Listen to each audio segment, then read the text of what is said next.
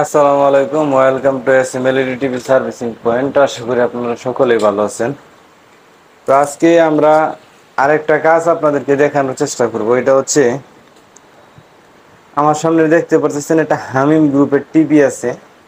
এই টিভিটার প্রবলেম হচ্ছে আমরা যখন টিভি অন করি, দেখাচ্ছি, দেখেন টিভিতে নীল একটা লোগো আসে, মানে লোগোটা হচ্ছে নীল, যেটা মানে একদমই বাজে লাগে দেখতে, যে আপনারা দেখতে পাচ্ছেন। তারপরে পাশে হচ্ছে উইজডম শেয়ার। এই উইজডম শেয়ার লেখাটা পরবর্তীতে সুন্দরই দেখা যায়, কিন্তু ওই প্রথম যে ছবিটা আছে এটা একেবারে বাজে লাগে। আমরা যদি অন্যান্য টিভিতে যদি লোগো সেট আপ করতে যাই, তাহলে সেক্ষেত্রে আমরা এই মিডিয়াতে যাওয়ার পরে যদি ফটোতে যাই, পরে তারপরে যেইখানে দেখতে পাচ্ছেন একটা আমি লোগো নিয়ে আসছি। এই লোগোটা যদি আমি সেট আপ করতে যাই, অন্যান্য টিভিতে কিন্তু সেট আপের অপশন থাকে, কিন্তু এইটার মধ্যে দেখতে পাচ্ছেন এখানে সেটিংস, এই যে এখানে একটা পয়েন্ট আছে, এখানে সেটিংস আছে নিচে, আর এখানে তিনটা ডট আছে। এইখানে সেট আপ লোগো নামে অপশন থাকে, কিন্তু থ্রি ডটের মধ্যে এখানে কোনো অপশন নাই। তারপরে যদি আপনার আমি সেটিংসে যাই, সেটিংসে যাওয়ার পরে যে অ্যাসপেক্ট রেশিও, প্লেব্যাক ডিউরেশন, এইটুকুই। তারপরে এই পাশে একটা আই লেখা বাটন আছে, এখানে যদি আমি যাই তাহলে দেখেন একটা সাইজ দেখাচ্ছে, অর্থাৎ এটাতে লোগো অ্যাড করার কোনো অপশনই নাই এখানে। তো এইটার মধ্যে লোগো আমরা কিভাবে অ্যাড করতে পারি? এটাতে লোগো অ্যাড করার জন্য আমরা আগে যাব যে এটিভিতে। এটিভিতে না গেলেও চলে, তথাপি আমি এটিভিতে যাচ্ছি যাতে আপনাদেরকে আমি সহজভাবে ইয়াটা দেখাইতে পারি। তো এটিভিতে যাওয়ার পরে আমরা যাব হচ্ছে আমাদের ফ্যাক্টরি সেটিংসের ভিতরে। ফ্যাক্টরি সেটিংসে যাওয়ার জন্য মেনু 1147 আমি চাপার পরে আমার এখানে লোগো চলে আসছে, সরি লোগো বলতে মানে সেটিংসগুলো চলে আসছে। এখন এইখান থেকে যাইতে হবে হচ্ছে জেনারেল সেটিংসে যাইতে হবে। এই জেনারেল সেটিংসে গেলাম, যাওয়ার পরে আমাদেরকে আসতে হবে হচ্ছে ইম্পোর্ট অর এক্সপোর্ট সেটিংসের মধ্যে, যে ইম্পোর্ট অর এক্সপোর্ট সেটিংস। তো এইখানে যাওয়ার পরে আপনারা এখানে দেখতে পাচ্ছেন যে এখানে একটা লেখা দেওয়া আছে যে it is allowed to import logo and PQ indicator parameter etcetera logo please import JPG format.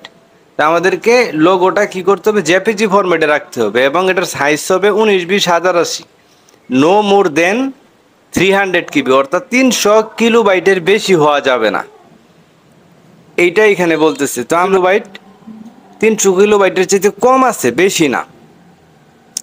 তো এখন এখানে দুইটা অপশন এখানে দেখতে পাচ্ছেন, ইম্পোর্ট কনফিগারেশন ফাইল উপরে এবং নিচে হচ্ছে এক্সপোর্ট কনফিগারেশন ফাইল।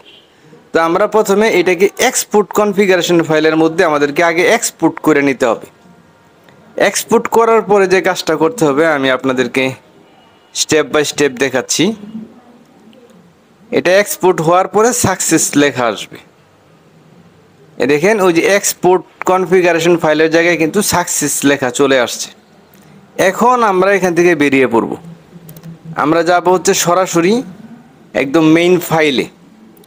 যাওয়ার পরে আমরা সরাসরি চলে যাব হচ্ছে আমাদের ফাইল ম্যানেজারের মধ্যে, অ্যাপ লিস্ট, এই ফাইল ম্যানেজারে যাওয়ার পরে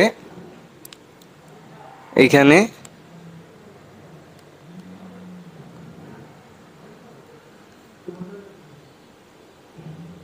ইউএসবি স্টোরেজে যাইতে হবে আমাদেরকে। আমরা যে পেন ড্রাইভটা ব্যবহার করছি এইটার মধ্যে ওই বুট লোগোটা আসবে। এই যে এখানে দেখতে পাচ্ছেন MSD 338, অর্থাৎ এইটা হচ্ছে আমাদের এইটার মধ্যে যে মাদারবোর্ডটা ব্যবহার করা হয়েছে এইটার কনফিগারেশন ফাইলটা এইখানে আসছে। তো এইখানে যাওয়ার পরে এই যে যেটা বোট লেখা আছে, এই যে বোট, এখানে এই বোটটা আমাদেরকে ডিলিট করে দিতে হবে। ডিলিট করার পরে আমাদেরকে একটু ব্যাগে আসতে হবে। ব্যাগে আসার পরে এই যে আমরা হামিমের যে লোগোটা তৈরি করছিলাম, এই যে লোগোটা, এই লোগোটা আমাদেরকে কপি করতে হবে। এখান থেকে যাওয়ার পরে মেনু চাপ দিলে আমরা কেউ কপি করতে পারবো। এই হচ্ছে কপি করলাম। কপি করার পরে এই MHD 338 এটার মধ্যে যাওয়ার পরে আমাদেরকে এখানে এটা পেস্ট করে দিতে হবে। এই যে আমরা এটা পেস্ট করলাম। পেস্ট করার পরে এখানে আরেকটু কাজ আছে, আমাদেরকে এটা রিনেম করতে হবে। অর্থাৎ ওইখানে লেখা ছিল যে ওইটার নাম থাকবে কি, লগো লেখা থাকতে হবে। তো এখানে আমরা লগো লেখাটা লিখে দিব।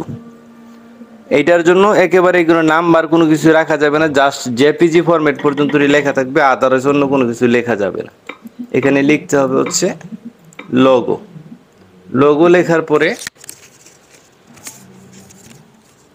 আমাদেরকে ওকে দিতে হবে। আমরা এখানে ওকে দিলাম, তাহলে এই যে দেখতে পাচ্ছেন এখানে কিন্তু লগো জেপিজি তৈরি হয়ে গেছে। এখন এখানে আর কোনো কাজ নাই। এখন আমরা সরাসরি চলে যাব হচ্ছে আমাদের আবার ফ্যাক্টরি সেটিংসের ভিতরে চলে যেতে হবে। যাব কোথায়, ফ্যাক্টরি সেটিংসে।